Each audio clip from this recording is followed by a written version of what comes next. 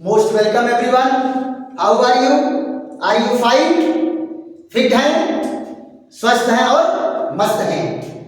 आइए फिर आज हमारी आपकी मुलाकात यूपी बोर्ड 2026 का एक बेहतरीन क्वेश्चन है और ये 3 नंबर का क्वेश्चन बनेगा। कितने नंबर का क्वेश्चन बनेगा? 3 नंबर का क्वेश्चन बनेगा। प्रश्न देखो आपके सामने दिख रहा है।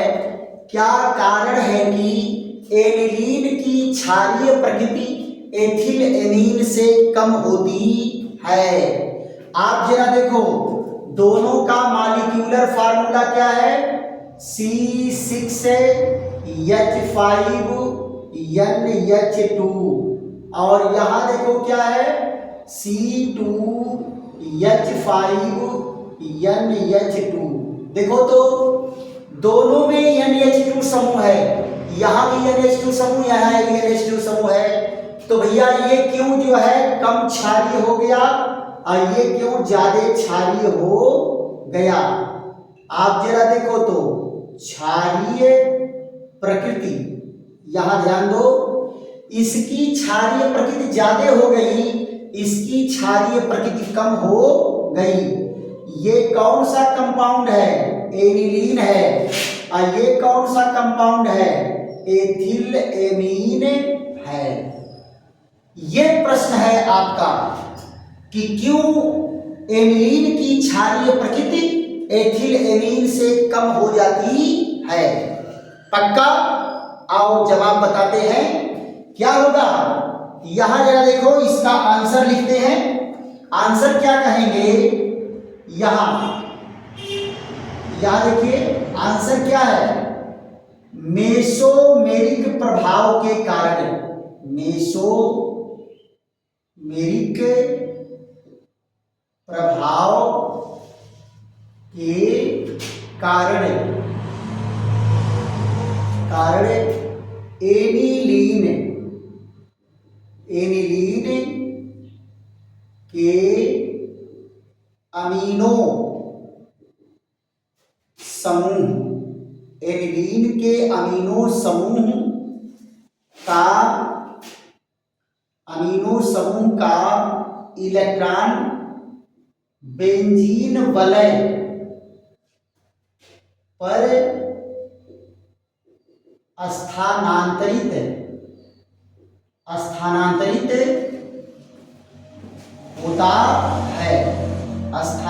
होता है, जिससे नाइट्रोजन पर इलेक्ट्रॉन घनत्व घट जाता है। इलेक्ट्रॉन घनत्व घट जाता है, जिससे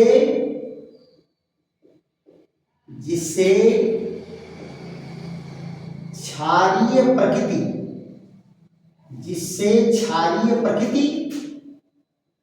घट जाती है। तो देखना कौन सा प्रभाव पड़ता है? मेसोमेरिक धनात्मक। कैसा मेसोमेरिक? धनात्मक मेसोमेरिक प्रभाव के कारण एनिलीन के अमीनो समूह का इलेक्ट्रॉन बेंजीन वलय पर स्थानांतरित होता है, जिससे नाइट्रोजन पर इलेक्ट्रॉन घनत्व घट जाता है, तो क्षारीय प्रकृति भी घट जाएगी। अब यहां जरा देखो, लुईस अम्ल क्या कहता है? लुईस अम्ल क्षार सिद्धांत क्या कहता है? जरा देखो, इलेक्ट्रॉन युग्म दाता क्षार है। तो आप जरा बताओ, इसके पास इलेक्ट्रॉन युग्म है कि नहीं? जो जितने पावरफुल्ली इलेक्ट्रॉन देगा वो उतने ज्यादा स्ट्रांग क्षार होगा, उतने ज्यादा प्रबल क्षार होगा, है ना? तो इलेक्ट्रॉन युग्म दाता कौन होता है? क्षार होता है।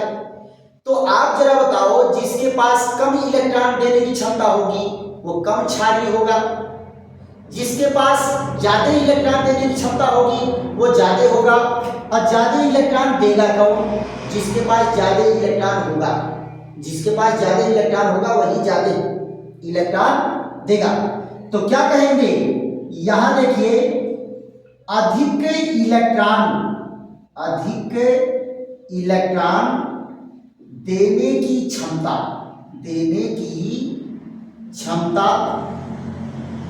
क्या बनाता है, प्रबल क्षार। क्या बना देगा उसको, प्रबल क्षार बना देता है। और यहां देखिए कम इलेक्ट्रॉन देने की क्षमता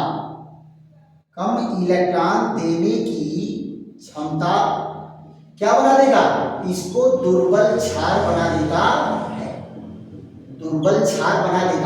है। क्लियर। तो आप जरा देखो एनिलीन की मेसोमेरिक प्रभाव कैसे पड़ रहा है, धनात्मक मेसोमेरिक प्रभाव।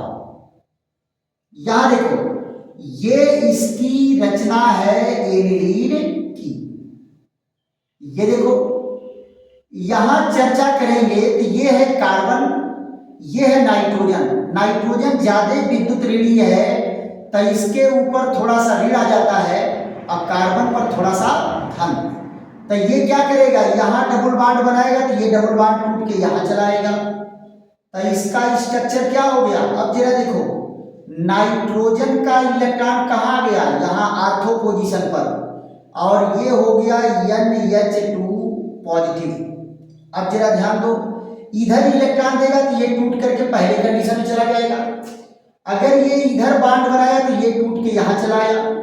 अब की बार नाइट्रोजन का इलेक्ट्रॉन कहाँ चला गया, पैरा पोजीशन पर, यहाँ डबल बॉन्ड, यहाँ डबल बॉन्ड, यहाँ डबल बॉन्ड, NH2 यहाँ पॉजिटिव चार्ज। ये देखो अब जब देखो इलेक्ट्रॉन को डोनेट किया है अपने ऊपर धनावेश उत्पन्न करके, इसीलिए इसको क्या कहते हैं, धनात्मक मेसोमेरिक प्रभाव। देखो बेटा आप चिंता मत करो, मेसोमेरिक प्रभाव का डिटेल वीडियो में डाला हूं, केवल आप डिमांड करो mesomeric effect bye Radheshyam chemistry वाले, आपके सामने वीडियो आ जाएगा। आर्थो पैरा पोजीशन क्या होता है इसका भी वीडियो पड़ा है, what means by ortho para Meta position. आप केवल डिमांड करो, वीडियो सामने आ जाएगा, उसको देख करके आराम से समझ सकते हैं। फिर यहां देखो इधर अगर इलेक्ट्रॉन दिया तो ये टूट के यहां चला जाएगा, इधर इलेक्ट्रॉन दिया तो ये टूट के यहां चला गया। अब जरा देखो अब की बार इलेक्ट्रॉन कहां गया, इलेक्ट्रॉन गया फिर आर्थो पोजीशन पर पहुंच गया, इलेक्ट्रॉन कहां पहुंच गया, आर्थो पोजीशन पर पहुंच गया। अब जरा ध्यान दो, यहां से इलेक्ट्रॉन अगर इधर देगा तो ये रचना बन गई, और इधर दिया तो ये टूट करके फिर अपने जगह पर चला गया। ये इलेक्ट्रॉनिक डीलोकेलाइजेशन के कारण जो रचनाएं बनती हैं, कई बार आपको बताया गया है, इन रचनाओं को क्या कहते हैं, इन रचनाओं को कहते हैं रेजोनेंस स्ट्रक्चर। क्या कहते हैं बेटा, रेजोनेंस स्ट्रक्चर। अब देखो एक ही इलेक्ट्रॉन कितने जगह दौड़ रहा है, 1 2 3 4, एक ही जोड़ा इलेक्ट्रॉन 4 जगह बढ़ गया। तो आप जरा बताओ अगर 1 घंटा में 60 मिनट होता है तो ये क्या करेगा, 15 मिनट यहाँ रहेगा, 15 मिनट यहाँ रहेगा, 15 मिनट यहाँ रहेगा, 15 मिनट नाइट्रोजन पर रहेगा। तो नाइट्रोजन पर इसकी इलेक्ट्रॉन डेंसिटी कितनी हो गई, 1/4। कितना हो गई, 1/4। तो क्या होगा यहाँ पर, यहाँ जरा देखो नाइट्रोजन पर इलेक्ट्रॉन डेंसिटी, नाइट्रोजन पर इलेक्ट्रॉन डेंसिटी कितना है, 25% है। तो इसकी बेसिसिटी क्या हो गई, क्षारकता कितनी हो गई, इसकी क्षारकता भी घट करके 25% हो गई। लेकिन यहां जरा देखो, ये तो इनकी कहानी है कि 4 जगह डिस्को डांस कर रहा तो इसका घनत्व घट गया। यहां देखो ethyl amine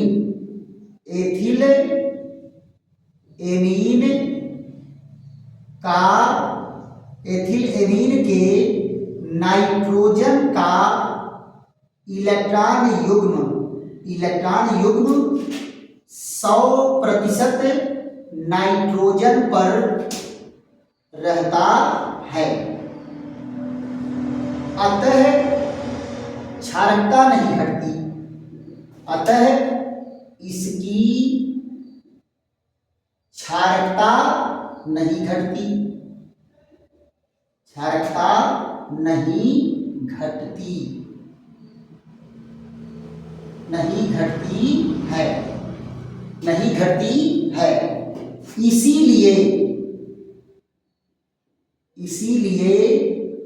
ethyl amine, ethyl amine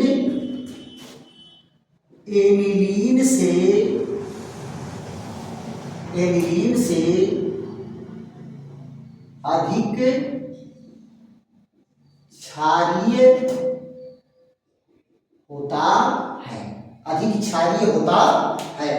जरा देखो तो एथिलेमीन की कहानी क्या है, CH3 और CH2 NH2, यहां मेसोमेरिक प्रभाव पड़ेगा ही नहीं। क्या है, no mesomeric effect, no mesomeric effect, यहां मेसोमेरिक इफेक्ट नहीं पड़ेगा। तो क्या होगा, नाइट्रोजन पर इलेक्ट्रॉन डेंसिटी, नाइट्रोजन पर इलेक्ट्रॉन डेंसिटी 100% है और क्षारकता भी इसकी क्या है, क्षारकता भी इसकी 100% रहेगी। तो ये कारण है एनिलीन की क्षारकता एथिलेमीन से घटने का, कि इसमें मेसोमेरिक प्रभाव पड़ता है, इलेक्ट्रॉन का घनत्व घट जाता है, और यहां मेसोमेरिक प्रभाव नहीं पड़ता, इलेक्ट्रॉन का घनत्व नहीं घटता है। बस बेटा, अगर 3 नंबर में परीक्षा में आ रहा है तो इससे ज्यादा आपको लिखना ही नहीं है नहीं? और इतना अगर लिख करके दे दोगे तो एग्जामिनर डिलाइट हो जाएगा, कहेगा वाह कोई ग्रेट टीचर पढ़ाया है और कोई ग्रेट स्टूडेंट है आंसर देने वाला। राइट, चलिए फिर ऐसे ही बेहतरीन वीडियो के साथ हमारी आपकी मुलाकात होगी। फिर यूपी बोर्ड के बढ़िया बढ़िया सेलेक्टेड क्वेश्चन आपको देंगे। अब वीडियो लंबा नहीं होगा बेटा, 10 minute, 11 minute, 12 minute, 8 minute, 9 minute यही वीडियो होगा। और डायरी उठा करके 2 बार, 3 बार, 4 बार देखिए, और उसके बाद डायरी, कॉपी नहीं डायरी में इसको तैयार करिए, जिससे कि आगे फ्यूचर में भी आपको काम में आएगा। आप बीएड करोगे, बीटेक करोगे, बीएससी करोगे, एमएससी करोगे, ये पॉइंट आपका हर जगह हेल्पफुल है ना, ये चीजें। अब आप जरा देखो, ये रेजोनेंस प्रभाव के कारण, मेसोमेरिक प्रभाव के कारण यहां पर इलेक्ट्रॉन का घनत्व घट गया और यहां इलेक्ट्रॉन घनत्व नहीं घटा, यही इसका आंसर है। चलिए फिर ऐसे ही बेहतरीन वीडियो के साथ हमारी आपकी मुलाकात होगी। तब तक के लिए थैंक यू, धन्यवाद, विश्राम, है ना, और always I am with you, don't worry.